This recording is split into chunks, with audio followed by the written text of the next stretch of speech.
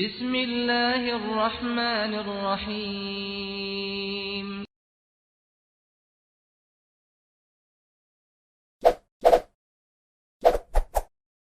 Subscribe, like, and share. Sudah hadir bersama kita. Insya Allah pada malam hari ini kita akan melanjutkan materi ke-6 bab Al-Islam. Insya Allah malam hari ini kita akan belajar berkaitan dengan Islam sebagai akhlak. Islam sebagai akhlak di materi Al-Islam untuk KIF-IKAD pada malam hari ini. Mari kita mulai kajian malam hari ini dengan membaca basmalah bersama-sama. Bismillahirrahmanirrahim. Catatan juga kepada para peserta, bagi yang ingin bertanya silakan menuliskan di kolom pertanyaan selama kajian berlangsung boleh. Kemudian juga menyalakan kamera untuk sebagai bentuk kita untuk hadir di kajian pada malam hari ini. Kemudian selanjutnya saya serahkan kepada Ustaz pada malam hari ini. Tafadhol Ustaz. Bismillahirrahmanirrahim. Assalamualaikum warahmatullahi wabarakatuh. Assalamualaikum warahmatullahi wabarakatuh. Bismillah, alhamdulillah, salatu wassalamu ala rasulillah wa ala alihi wa sahbihi wa mawala wa la hawla wa la quwwata illa billah.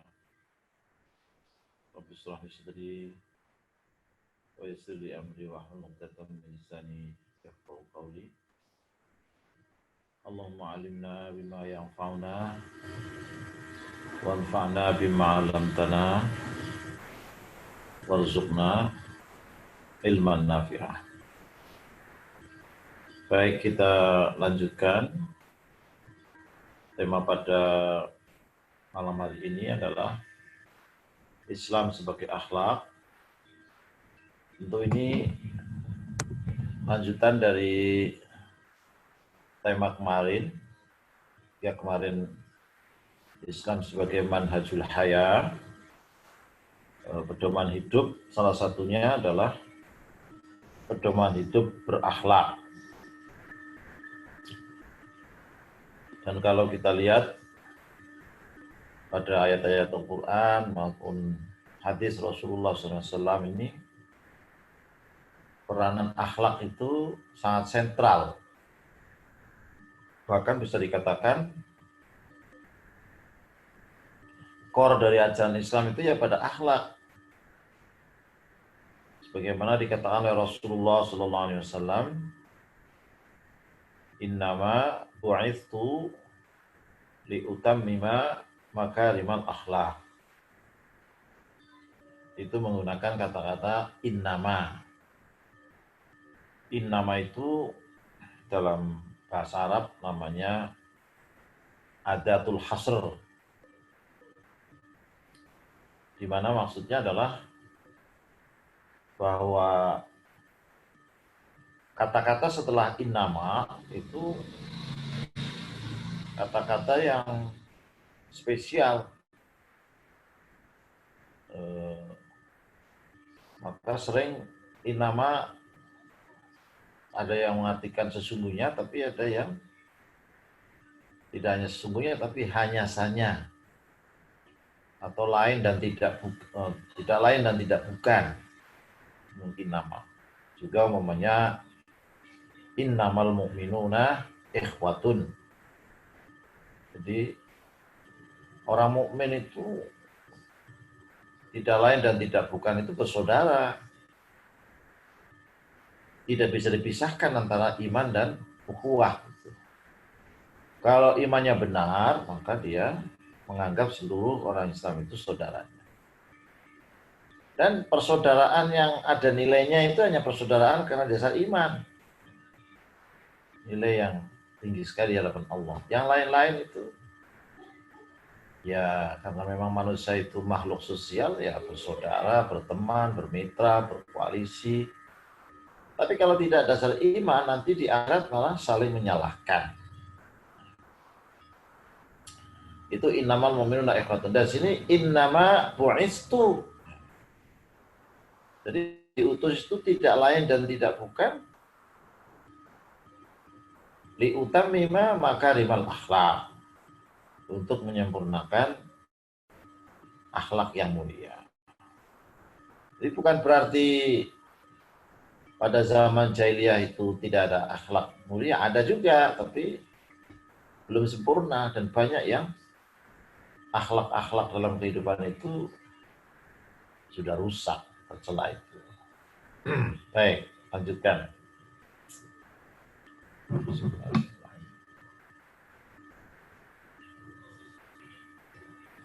Jadi kembali kepada Islam ya. Jadi kalau berbicara akhlak itu akar kata akhlak itu dari kho, lam, kof. Kho, lam, kof. Kalau awal mula itu dari kata-kata kholako. Kholako. Kholako artinya mencipta. Ini kalau dikaitkan dengan materi-materi sebelumnya, siapa yang mencipta kita? Ya Allah. Allah mencipta manusia dan mencipta alam semesta, mencipta semua makhluknya. Jadi hubungan antara Allah dengan manusia itu apa? Hubungan kholaqah. Hubungan di mana Allah itu sang pencipta. Jadi di sini di situ dirinci kemudian menjadi ketika Allah itu mencipta manusia, maka posisi Allah itu sebagai khalik. Sebagai khalik. Kemudian manusia yang diciptakan itu sebagai makhluk. Jadi karena Allah itu sudah berkenan menciptakan manusia, ya, ketika menciptakan manusia itu sudah diberi aturan. Aturannya apa? Ya akhlak itu, al-akhlak itu. Jadi coba kalau diamati itu al-khaliq, al-makhluk, al-akhlak. Jadi begitu eratnya antara khaliq, makhluk, dan akhlak. Maka tadi Rasulullah mengatakan innama bu'istu li utammima makarimal akhlak. Tidak lain dan tidak bukan saya diutus untuk mencemurnakan akhlak. Nah, kemudian jabarannya, jadi kalau orang itu tidak berakhlak itu ya bahasa sulfiknya mafhum mukhalafahnya itu tidak mengakui sang khalik yang sebenarnya dan tidak merasa sebagai makhluk. Walaupun kalau ditanya, Anda hidup, siapa yang mencipta? Ya Allah. Berarti Allah siapa? Ya sang pencipta. Nah, Anda sendiri, ya saya yang diciptakan namanya. Tapi kalau tidak punya akhlak, itu nggak tepat itu. Mengakui Allah sebagai khalik, dirinya sebagai makhluk, kok tidak mengikuti akhlak. Nah, kalau tidak salah kemarin saya sudah singgung ya. Apa itu akhlak? Nah ini kalau ditanya, kalau apa namanya di dalam kehidupan itu biasanya kalau ketemu orang, kemudian dia dermawan, terus dia tawadu, dia peduli, tegur sapa, terus wajahnya ceria. Nah, itu mungkin akan mengatakan, mau kemana? Ke itu rumahnya si A. Wah, oh iya. Gimana dia, Pak? Wah, dia akhlaknya baik, gitu kan? Terus sebaliknya, mau kemana? Si B gimana akhlak? Waduh, orang itu terlaluan, jelek. Nah, sering orang melihat akhlak itu hanya hubungan antara manusia dengan manusia. Padahal kalau di sini ini ada 5 ya. Kemarin sudah saya singgung juga, termasuk akhlak dengan setan, akhlak dengan malaikat, akhlak dengan ya apa namanya jin dan macam-macam itu. Tapi di sini diringkas menjadi 5. Yang pertama adalah akhlak ma'allah. Jadi kita ini harus senantiasa berakhlak dengan Allah. Ini yang pokok ini. Apa namanya? Pangkalnya di sini. Kalau tidak bisa berakhlak dengan Allah, yang lain-lain lepas itu. Lepas. Jadi karena kita berakhlak kepada Allah, maka akhirnya turunannya yaitu ma rasul, ma nafs, ma insan, ma kaun, terusnya. Jadi ma Allah. Itu dimulai dengan syahadat, dengan ibadah yang pokok-pokok, sholat, ya, dengan puasa, dengan zakat, dengan zikir, itu semua akhlak ma'allah. Dan jangan sampai kita itu mengambil sifat Allah. Ada sih sifat Allah yang bisa diikuti, tapi ada yang itu hanya milik Allah. Umpamanya apa? Umpamanya sombong. Sombong. Allah itu sombong. Dalam Asmaul Husnanya kan juga al-mutakabbir. Nah itu tidak boleh manusia mengambil sifat yang memang spesial milik Allah. Jadi ada syair mengatakan al-kibriya'u sifatun li rabbina. Kibriya, sombongan itu adalah sifat dari Tuhan kita. Supaya jangan diambil itu. Maka orang yang sombong itu fatal itu, walaupun hanya sedikit kesombongan. Sombong itu apa? Sombong itu tidak mau menerima kebenaran dan memberikan penilaian rendah ya, pada orang lain. Sombong itu salah satunya itu. Kemudian juga akhlak kepada Allah itu ya taat taat pada Allah. Dan itu sudah tercermin pada syahadat ya.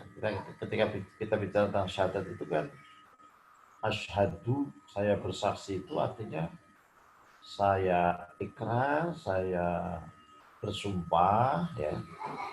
Saya mengakui bahwa tidak ada Tuhan selain Allah. Artinya apa? Ikrar untuk taat, sumpah untuk taat itu. Kemudian dikuatkan dengan ya ayyuhalladzina amanu Allah wa atiiur rasul. Juga bahwanya ya ayyuhalladzina amanu taqullaha haqqa tuqatih. Orang yang beriman bertakwalah kepada Allah dengan sebenar-benar takwa. Kalau pakai sebenar-benar takwa. Memang ada orang bertakwa enggak sebenar-benarnya, ya banyak sekali. Ya, yang dimaksud haqqa tuqatih itu apa? Taat, tidak pernah maksiat. Syukur, tidak pernah ingkar. Dan seterusnya gitu ya. Nah, ini pertama, ma'allah.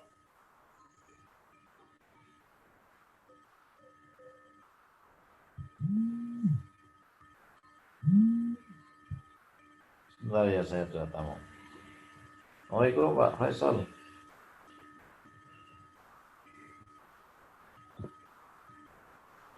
Apa? Baik, saya lanjutkan. Kemudian ma Rasul, akhlak dengan Rasul. Jadi keturunannya ya, turunan dari Allah, ati'u Allah wa ati'u ar-Rasul. Jadi setelah taat kepada Allah, taat Rasul, tidak bisa dipisah-pisahkan. Ya. Wa may yuti'illah, apa itu? In kuntum tuhibbunallaha fattabi'uni yuhibbukumullah wa yaghfir lakum dzunubakum.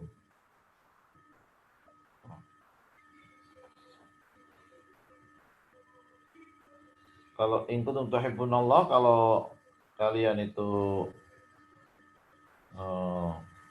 cinta kepada Allah, fattabi'uni,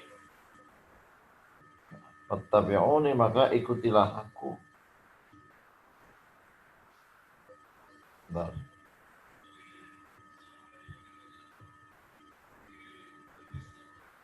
Kalau mau mengikuti aku Rasul, maka yuhibbukumullah, maka Allah akan memberikan kasih sayang kepadamu, mencintaimu.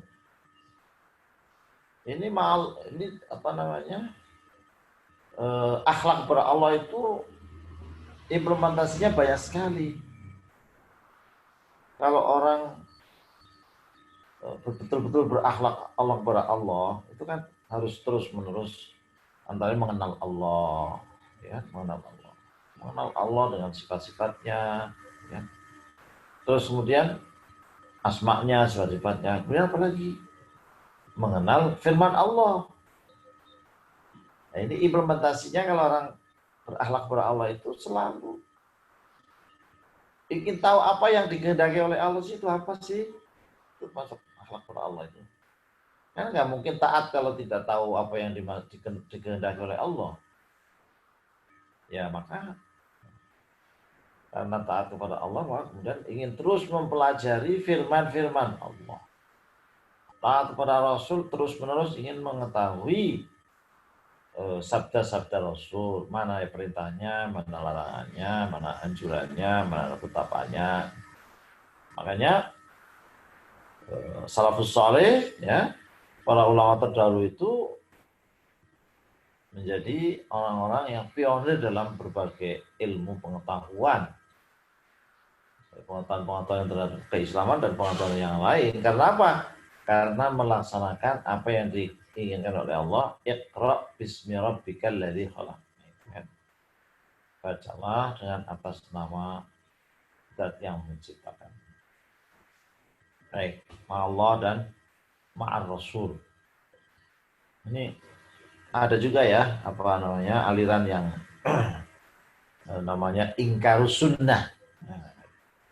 Orang yang menolak sunnah, jadi hanya taat kepada Allah. Ya, argumennya ya macam-macam, tapi ya semuanya tidak benar. Gitu. Baik, yang ketiga, ma'an nafs. Ma'an nafs. Jadi akhlak terhadap diri sendiri. Akhlak kepada diri sendiri. Ini kelihatannya kayak sederhana ya. Wah, yang kepada diri sendiri kok. Tapi ini tidak mudah. Jadi ketika orang itu kepada diri sendiri saja tidak berakhlak, apalagi kepada orang lain. Bagaimana kita berakhlak kepada diri sendiri? Pertama kali kita itu supaya mengenali diri kita. Wa fi anfusikum afala tubsirun.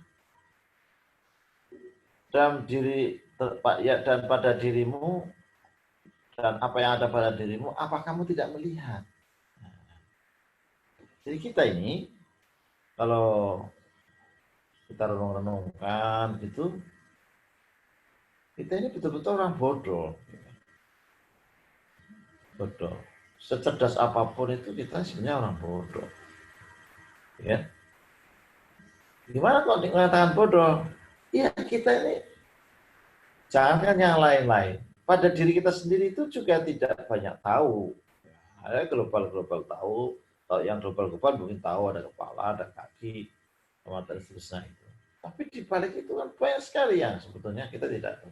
Yang tahu saja, memang tahu di dalam diri manusia ini ada jantung, ada limpa, ada liver, ada pankreas, macam-macam tahu di global itu. Tapi rinciannya itu apa? Maksudnya jantung, pankreas itu apa? Nggak tahu kita. Itu yang masuk dalam kategori jismul insan, tubuh ya, manusia itu. Apalagi yang sifatnya nafsul insan, jiwa manusia itu. Ya. Nah itu. Jadi kita berakhlak pertama kali pada diri kita supaya kita kenali. Salah satu pengenalannya kita ini sebenarnya dari mana? Dari mana? Sekarang di mana? Terus mau kemana? Nah itu kan. Itu jadi kita harus kenali itu. Ibaratnya kalau kita naik apa namanya, kita tidur di rumah sore-sore atau menjelang malam tidur di rumah, tahu-tahu umpamanya tengah malam kita tiba-tiba saya di kereta api, ya, kereta api. Kira-kira apa yang harus kita lakukan? Tadinya di rumah, tahu-tahu di gerbong kereta api, dan kereta apinya jalan. Kira-kira apa yang harus kita lakukan? Apa? Cuek. Kita lanjutkan tidur aja. Mau kemana kayak apa kayak saya udah ngantuk ya sudah. Nah itu namanya tidak berakhlak pada diri sendiri. Ya kalau umpamanya dia kendaraan yang dinaiki itu mau dibawa ke hotel atau bawa ke rumah atau apa. Kalau umpamanya ternyata kendaraannya membawa orang mau ke hutan umpamanya atau mau dibuang atau apa itu gimana kan? Tidak berakhlak pada diri sendiri, tidak peduli kepada diri sendiri. Ya, tidak peduli. Ya. Maka mesti harus pertanyaan, ini kereta mau kemana ini? Ya kan gitu. Sampai jam berapa? Jam berapa? Terus nanti mau apa? Gitu kan? Terus saya di perjalanan kereta api apa yang harus saya lakukan kan begitu. Nah itu pada diri itu ya. Jadi mengenal diri kita, termasuk asal usul kita ini dari mana? Kita tiba-tiba jadi manusia ini asal usulnya dari mana? Ya, ada yang bilang, dari sperma, terus gumpalan darah, gumpalan daging, ada tulang, dan seterusnya, kemudian ada roh. Oke, sebelumnya pernah nggak kita sudah ada bibit-bibit diri kita? Nah, terus kejar. Ternyata kalau kita mau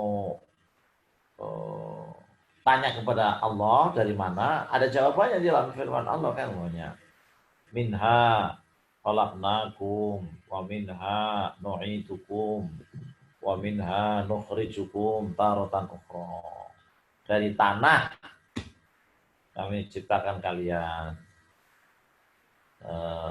Terus minha khalaq wa minha nu'idukum, dan dari tanah kayak kembalikan lagi tanah. Dulu Nabi Adam dari tanah, proses kita lagi terus sperma, tapi semua kita asalnya tanah. Terus dikembalikan ke tanah yang meninggal dikubur. Kemudian nukhrijukum wa minha nukhrijukum taratan ukhra, dan kemudian diangkat, dikeluarkan, dibangkitkan lagi itu nanti kenali diri. Jadi tidak habis-habisnya itu kalau mau kita merenungkan diri kita dari rambut, masya Allah, rambut itu ada yang di kepala namanya rambut kepala, nanti ada yang di hidung, di alis, ini beda-beda, fungsinya berbeda-beda, tumbuhnya berbeda-beda. Coba bayangkan kalau umpamanya rambut hidung itu, alis atau hidung tumbuhnya seperti rambut kepala, itu gimana coba? Nah, jadi mengenali. Nah, sampai dikatakan man arafa nafsahu arafa rabbahu. Barang siapa yang mengenal dirinya akan mengenal Allah. Ya. Nah, kenali, itu kan. Terus diri kita mau dibawa kemana ini? Mau diapakan? Kita peduli nggak pada diri kita?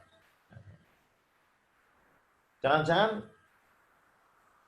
ada orang yang tidak peduli pada dirinya, bahkan mencelakakan dirinya, menzalimi dirinya, ya kan? Kalau ada orang zalim, ada orang umpamanya punya keputusan politik atau apa yang merugikan masyarakat, kan demo, ya itu silakan saja kan begitu. Memperjuangkan kezaliman orang lain, tapi bisa jadi orang yang memperjuangkan kezaliman orang lain sedang menzalimi diri sendiri. Menzalimi diri sendiri. Maka Al-Quran itu salah istilahnya adalah zalimun li nafsi. Ada orang itu memang zalim kepada diri sendiri. Nah ini nanti dampaknya kalau dirinya sendiri coba dizalimi, apalagi orang lain. Apalagi orang lain. Punya jiwa satu kok tidak dipelihara, tidak diberi asupan sesuai dengan kebutuhannya. Diberi asupan hanya asupan salah satu sisi dari manusia itu. Pokoknya zahirnya saja. Makan, minum, tidur, obat, mandi, pakai seterusnya. Itu luar biasa. Tapi sisi yang lain, yang itu jauh lebih penting daripada yang fisik itu, dibiarkan merana. Roh itu rohani. Nah itu ya pas Al-Quran mengibaratkan zalimun li nafsi, orang yang menzalimi diri sendiri. Ya, nikmat dari Allah itu ternyata semua jiwa kita ini sebenarnya sudah disediakan oleh Allah. Nah, kemarin ketika kita bicara tentang Dinun Syamil, agama yang menurut kan sudah disinggung juga. Jadi kepada diri itu memperlakukan diri dari mana? Caranya bagaimana? Nah, jangan mengikuti cara kita sendiri. Kita saja itu tidak begitu kenal pada diri sendiri. Kenapa kita memperlakukan diri kita itu hanya menurut kita? Padahal kita dengan diri kita saja tidak banyak tahu. Itu kepada siapa? Ya yang menciptakan kita, yang menciptakan jiwa kita. Nah, itu. Nah, nanti Allah itu sudah sedemikian rupa menyediakan hal-hal yang untuk menuju kesempurnaan manusia dengan ibadah, dengan perintah-perintah Allah, dengan larang-larang Allah. Kemudian di luar kita sudah disediakan ada oksigen, ada tumbuh-tumbuhan, ada hewan, ada matahari, ada bulan. Nggak ada yang kurang sedikit pun kebutuhan-kebutuhan yang diperlukan, kebutuhan-kebutuhan kehidupan manusia itu Allah SWT. Semua dijinakkan untuk manusia. Termasuk adanya syariat, kan sudah kemarin ya. Termasuk adanya syariat. Tinggal lagi bagaimana mengarahkan jiwa kita itu supaya tunduk. Maka pernah ada dikatakan, ditanya kepada Rasul, manil kayyisu ya Rasulullah. Siapa orang yang cerdas, yang brilian itu siapa ya Rasulullah? Nah, jadi yang al-kayyisu, ya kan? Al-kayyisu man dana nafsahu wa amila lima ba'dal maut. Orang yang cerdas, orang yang brilian, orang yang hebat itu adalah orang yang bisa menekan kemauan nafsu dirinya itu.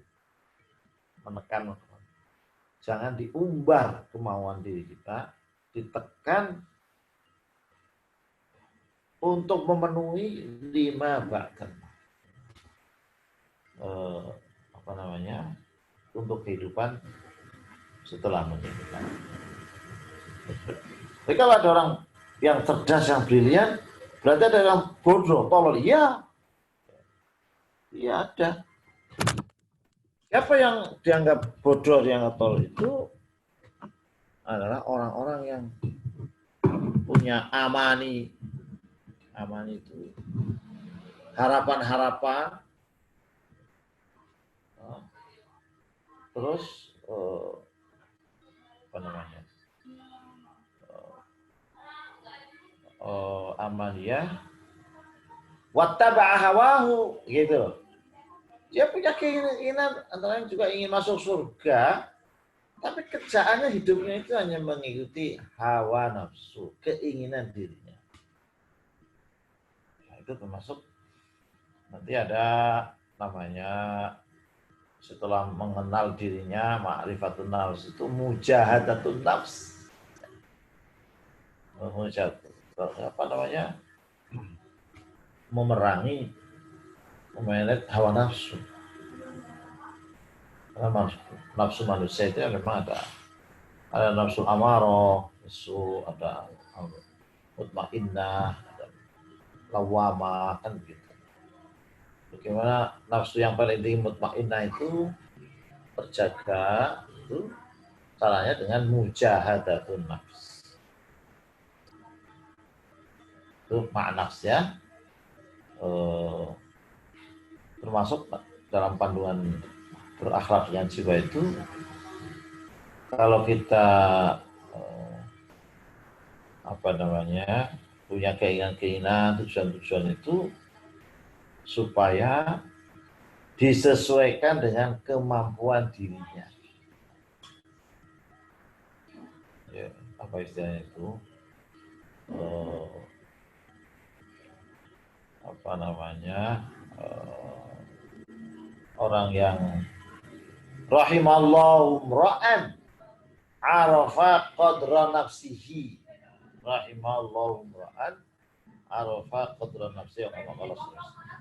Allah itu akan selalu menyayangi seseorang yang tahu dirinya, kapasitasnya, kapabilitasnya. Kalau memang tidak mampu, ya jangan terlalu tinggi-tinggi gitu. Maka di dalam syair juga dikatakan tarjun najata walam tasluk masalikahu innas safinata la tajri 'alal yabis. Ketika kau ingin selamat, dalam arti selamat di akhirat itu ya. Kemudian kalian tidak meniti jalan untuk akhirat, hanya ingin tapi tidak meniti jalan. Itu gambarannya seperti itu, ungkapannya innas safinata la tajri 'alal yabis. Yang namanya kapal, perahu itu tidak pernah berjalan di daratan. Nah, tempatnya ya, di laut, sungai. Nah, jadi ini banyak orang itu sebelum celaka di akhirat itu celaka di dunia. Kalau ditelusuri kenapa? Karena tidak berakhlak kepada nafsu. Saking pentingnya ma'an nafsi ini, ketika Allah Subhanahu wa taala ingin menjelaskan tentang jiwa itu, Allah Subhanahu wa taala bersumpahnya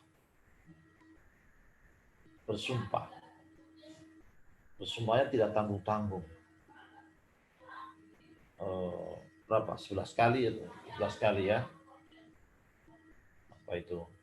Sebelum wa nafsin wa ma sawwaha wa alhama fujuraha wa taqwaha. Itu kan sebelumnya sumpah-sumpah semua. Apa itu? Wasyamsi. Betul ya? Wasyamsi wa duha wal qamari idza talaha wan nahari idza jalla wal laili idza yaghshaha was samai wa banaha wal ardi wa ma tahaha. Baru wa nafsin wa ma sawwaha. Dia akan menjelaskan jiwa itu, sumpahnya itu berderet-deret. Allah itu menjelaskan sebelum menjelaskan tentang nafsu itu. Nafsin wa ma sawwaha, demi jiwa dan penciptaannya. Fa alhamaha fujuraha wa taqwaha. Allah telah memberikan ilham kepada manusia bahwa nafsu itu dibagi menjadi dua. Ada fujur, ada takwa. Fujur wa takwa. Terus manusia kan ingin selamat, ingin bahagia. Caranya gimana? Ini ada dua, dalam diri manusia ada dua potensi yang sama. Potensi fujur dan potensi takwa sama. Terus diapakan nih? Qad aflaha man zakka wa qad khaba man dassaha. Aflaha, sungguh bahagia, mewah kemenangan orang yang zakkaha, membersihkan diri dan jiwa itu. Makanya ada dalam proses kita meraih kemuliaan, kebahagiaan, itu ada namanya tazkiyatun nufus, ya, membersihkan diri. Waqad khaba man tasab, akan celaka, rugi serugi-ruginya orang yang selalu mengotori, ya, jiwanya. Itu ini panjang ini, ya, kan? Baik, yang terakhir, belum terakhir ya, kedua, mal insan. Sebetulnya Rasul ya insan juga kan, tapi Rasul itu kan spesial. Nah ini, jadi mal insan itu hanya sebagian dari akhlak. Sementara sering dipahami oleh banyak kalangan masyarakat, kita tahu itu kalau berbicara akhlak itu dengan manusia. Ya, jadi akhlak dengan manusia. Kita manusia harus berakhlak dengan manusia. Manusia itu dibagi-bagi, ya kan? Siapa saja yang paling prioritas? Sudah banyak tentu orang tua, seperti yang dikatakan oleh Luqman, ya. Itu kalau mau ini ya benar, la tusyrik billahi inasyirka la dzulmun adzim wa wasainal insana biwalidayhi.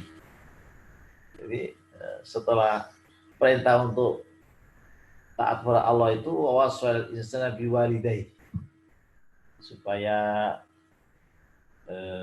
berakhlak baik dengan orang tua. Berakhlak baik dengan orang tua. Sampai ketika ditanya, ya Rasulullah, man ahaqqun nasi bisuhbati ya Rasul. Siapa orang yang paling utama untuk kami perlakukan dengan baik? Sebentar.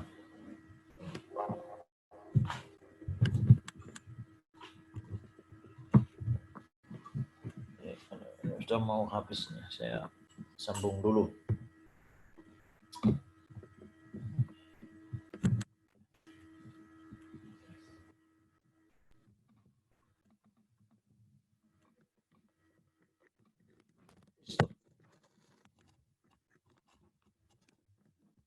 Ya.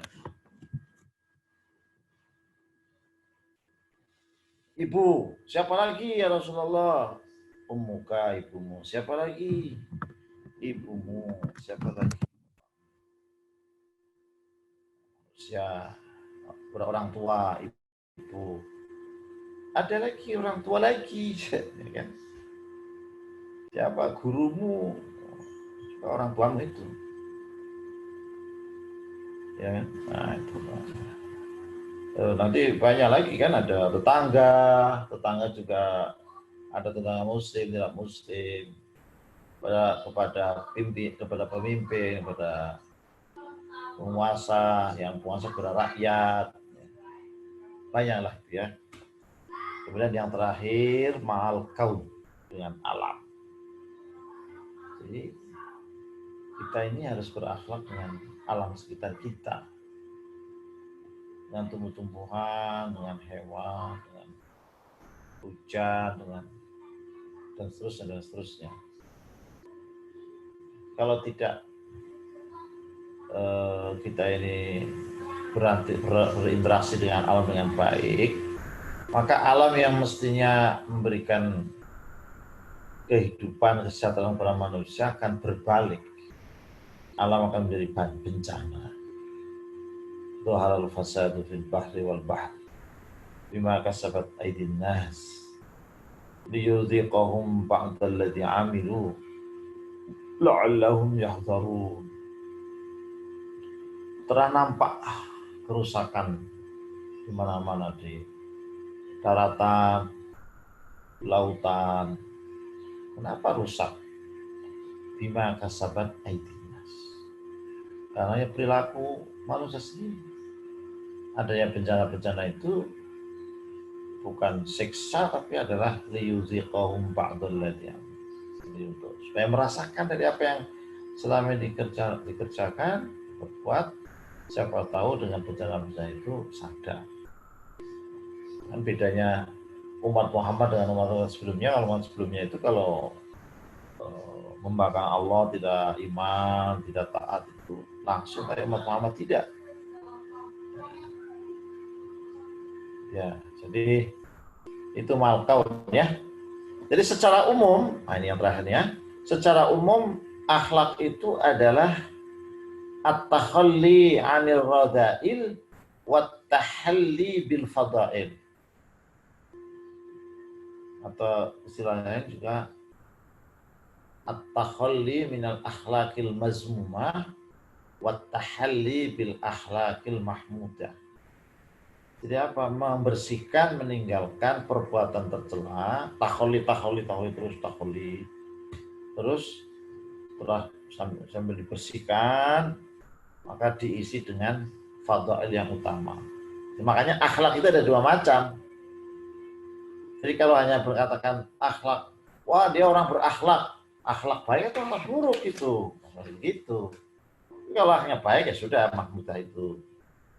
Kan sudah pernah sampaikan oleh saya, akhlak. Sebetulnya akhlak itu apa? Akhlak itu hayatun rasikhatun fin nafsi tasdiru bil af'al bi suhulatin min ghairi takallufin. Jadi akhlak itu sesuatu hal-hal yang tertanam di dalam hati, kemudian keluar dalam perbuatan dengan mudah, spontanitas, tidak direkayasa, tidak dibuat-buat. Nah, itu akhlak itu. Nah, untuk jadi akhlak itu perlu takhalluk ya. Tadi sudah dijelaskan supaya melatih diri, berproses, dan ketika berlatih diri dengan bisa nggak manusia itu menjadi baik dengan diri sendiri? Ayo, kalau umpamanya kita mau jadi orang baik itu, kira-kira modal utamanya apa? Sendiri orang lain. Untuk kalau ditanya begitu ya sendiri, diri sendiri. Kalau diri sendiri tidak punya kemauan untuk jadi orang baik, ya nggak akan. Tapi persoalannya adalah cukupkah kita menjadi orang baik, akhlaknya baik hanya dengan diri sendiri? Tidak bisa. Perlu ada orang lain. Gitu. Ada orang lain yang membimbingnya. Kalau di dalam tasawuf itu ada istilah murid. Murid itu orang yang berkehendak. Murid itu dibimbing oleh mursyid. Mursyid itu pembimbing. Ada murid, ada mursyid. Atau istilahnya lain ya murabbi itu mursyid. Murabbi itu mursyid. Muridnya siapa? Mutarabbi. Jadi untuk apa? Untuk takhalli anir radha'il dan tahalli bil fadha'il. Kenapa diri sendiri? Karena kita memang masing-masing kita bertanggung jawab dalam diri sendiri. Tapi kita kenapa tidak bisa membina kita menjadi orang baik diri sendiri? Karena kita manusia harus diakui terhadap diri sendiri sering tidak jujur. Jadi ya perlu ada orang lain. Nah itu yang dilakukan oleh Rasul, para sahabat itu. Dia bimbing terus oleh Rasul. Nanti antara sahabat itu saling memberikan bimbing. Baik, saya kira itu. Terima kasih mudah-mudahan manfaatnya. Assalamualaikum warahmatullahi wabarakatuh. Waalaikumsalam warahmatullahi wabarakatuh. Jazakumullah khairan Ustaz Tulus atas penyampaiannya tadi berkaitan dengan Islam sebagai akhlak dijelaskan tadi oleh Ustadz Tulus Mustafa. Dipersilakan kepada para peserta kajian intensif virtual IKD pada malam hari ini jika ada yang ingin bertanya. Adapun pada malam hari ini sudah ada satu pertanyaan Mas Ustadz dari Rizali SW. Saya bacakan. Assalamualaikum, mohon penjelasan Ustadz. Kita tahu bahwa akhlak Islam yang diajarkan Rasulullah dan dipraktekkan oleh umat Islam pada saat itu bersifat universal. Namun ada yang berpendapat bahwa akhlak atau karakter suatu bangsa sangat dipengaruhi oleh budaya bangsa yang bersangkutan. Sehingga ada orang Islam yang karena bangga dengan budayanya, menganggap bahwa akhlak dan budaya bangsanya tidak kalah bahkan sebagian lebih baik daripada akhlak Islam. Contoh, unggah-ungguh orang Jawa lebih bagus daripada unggah-ungguh orang Islam non-Jawa. Bagaimana kita menjelaskan hal ini kepada yang punya anggapan demikian? Syukran, Ustaz. Iya. Jadi tadi itu kan akhlak itu hubungannya dengan khalik dan makhluk. Kontrak kita sebagai makhluk itu, kontrak kita itu kepada Sang Khalik. Karena Sang Khalik, Sang Pencipta, dia yang tahu mana yang baik dan mana yang buruk bagi manusia itu dengan akhlak. Itu secara umum. Akhlak itu ada yang sifatnya global, ada yang sifatnya rinci, ada yang sifatnya universal, ada yang rinci. Jadi umpamanya apa? Umpamanya adil. I'dilu wa aqrabu littaqwa. Itu universal. Ketemu dengan nilai-nilai yang ada pada masyarakat di mana saja, amanah, tentang amanah, ya kan? Itu umpamanya itu. Tapi ada juga akhlak yang rinci. Ada yang rinci, disebutnya secara rinci. Kalau kita baca surat Al-Hujurat, itu banyak akhlak-akhlak yang disebutkan di situ yang rinci. La yaskhar qaumin qaumin, la yaghtab ba'dukum ba'dha, itu kan rinci. Nanti dikuatkan dengan hadis. Nah, ada juga akhlak itu yang bersumber dari lokal. Lokal. Jadi istilahnya apa istilahnya? Kearifan lokal ya. Itulah ada anunya, ada alurnya gitu. Jadi umpamanya dalam hadis dikatakan mar'al muslimuna hasanan bahwa indallahi hasanun. Apa yang di sisi Allah itu baik. Nah, ini kan berarti ada yang fleksibel, ada elastisitas terhadap akhlak itu. Nah, itu mungkin memang itu ada ini ya, ada definisi yang mirip-mirip dengan akhlak tapi beda sebetulnya. Ada akhlak, ada etika, ada moral, ada perilaku. Sebetulnya tidak semua sama. Mungkin ada irisan yang sama tapi tidak sama gitu loh. Jadi umpamanya kalau etika itu apa? Etika itu kan wilayahnya filsafat itu ya. Jadi baik dan buruk tapi secara filosofi. Tidak ada wujud di lapangannya. Jadi hanya dalam pikiran. Kira-kira begitulah. Mungkin yang belajar filsafat lebih paham ya. Sekarang umpamanya moral kan sering moralnya jelek, akhlaknya jelek kan sama. Ini kalau dalam kajian akhlak biasanya moral itu baik buruknya itu ditentukan oleh lokal masyarakatnya tertentu gitu. Dan bisa jadi tadi yang moral ini ada yang universal, ada yang lokal gitu. Jadi umpamanya masyarakat Indonesia, masyarakat Jawa dengan masyarakat Arab gitu ya. Itu ada yang di Indonesia baik, di Arab tidak baik. Begitulah sebaliknya.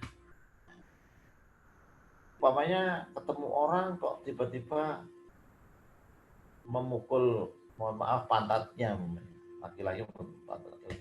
Itu di Arab itu aib, itu jelek gitu. Kalau kita kan nggak masalah, boleh ya akrab ya tepos itu nggak masalah. Nah, di sini umpamanya ada orang tua punya jenggot juga dilus-lus, mbah, jenengan kok saya suwe saya tua pegang-pegang itu kan saru, nggak boleh. Tapi di negara Arab nggak apa, malah kalau tepat tuh bagus sekali. Harus ada moral gitu. Nah, itu. Nah, akhlak itu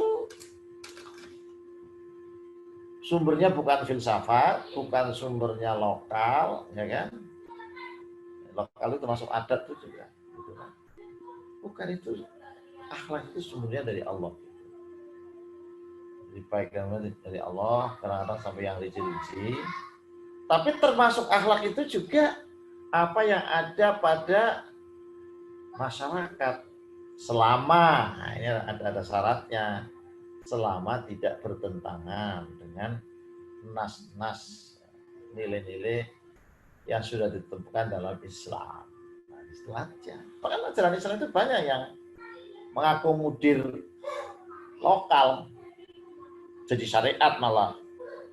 Umpamanya hari raya, masa Arab itu hari raya juga, punya hari raya juga, tapi akhirnya di akomodasinya dua, ya, Idul Fitri dan itu. Bahkan dalam implementasi menjalankan ajaran menutup aurat itu kan universal, semua negara Islam, semua orang Islam di mana saja menutup aurat. Tapi bagaimana menutup auratnya itu kan beda-beda. Sama-sama menutup aurat kayaknya beda, gimana gitu. Ya. Saya tidak tahu apa itu sudah terjawab belum, saya coba baca ya. Sehingga ada orang Islam yang karena bangga dengan budaya menganggap bahwa akhlak dan budaya bangsanya tidak kalah, bahkan sebagian lebih baik daripada akhlak Islam. Contoh, unggah-ungguh orang Jawa lebih bagus daripada unggah-ungguh orang non-Jawa. Bagaimana kita menjelaskan? Ya itu tadi. Jadi umpamanya unggah-ungguh di orang Jawa itu baik, tapi bagian dari unggah-ungguh itu mungkin masyarakat yang lain nggak baik. Makanya di masyarakat Jawa di Jogja menyampaikan makanan itu harus jongkok gitu, mungkin baik sekali. Lah orang lain mungkin malah wah ribet kayak gini kan, bisa juga gitu. Artinya kebaikannya itu kalau dalam wilayah moral itu ya ditentukan oleh lingkungan itu. Nah, itu masuk pada tadi mara'ahul muslimuna hasanan bahwa indallahi hasan. Tapi ini memang ada sensitivitas ya, orang yang ekstrim.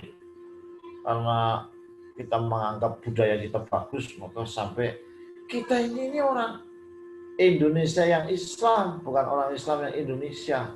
Nah, jadi Islamnya yang di Indonesiakan malah umpamanya itu kan. Nah ini perlu dijelaskan bahwa ketika Islam datang ke Arab itu tidak mengarabkan Islam, tidak Arabisasi Islam, tapi Islamisasi Arab. Tidak semua tradisi Arab itu cocok dengan Islam. Kira-kira begitulah ya standarnya. Jadi kembali kepada mungkin yang menganggap hebat itu ada semacam ta'assub gitu ya. Ta'assub. Orang-orang dibumbui itu kan. Padahal la asobiyata fil Islam. Jadi justru kita akan karena Islam ini rahmatan lil alamin, penuh dengan kasih seterusnya itu, justru tradisi-tradisi yang tidak sesuai dengan ajaran Islam itu ya bagaimana supaya diislamkan. Wallahu a'lam bishawab. Baik, jazakumullah khairan Ustaz atas penyampaiannya dan jawabannya untuk pertanyaan tadi. Kemudian belum ada pertanyaan masuk lagi Ustaz. Jadi pun kita sudah memasuki pukul 9 lebih. Karenanya mungkin kajian pada malam hari ini kita akhiri sampai di sini. Kita bertemu lagi di kajian esensi spiritual di Sleman untuk materi Al-Islam di pekan depan.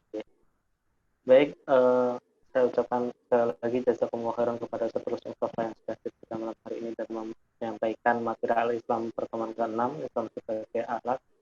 Dan juga terima kasih kepada para peserta yang telah hadir pada malam hari ini. Jazakumullah khairan katsiran. Jangan lupa untuk hadir juga di pertemuan selanjutnya. Mari kita akhiri kajian pada malam hari ini dengan membaca hamdalah bersama-sama. Alhamdulillahirabbil alamin, dengan doa kafaratul majlis. Subhanakallahumma wa bihamdika nasyhadu an la ilaha illa anta nastaghfiruka wa natubu ilaih. Syukron, jazakumullah khairan kepada seluruhnya. Saya selaku MC mohon maaf jika ada kesalahan dan kekurangan. Wabillahi taufiq wal hidayah wa ridha wal inayah wal afu minkum. Wassalamualaikum warahmatullahi wabarakatuh. Waalaikumsalam warahmatullahi wabarakatuh. Syukron Ustaz.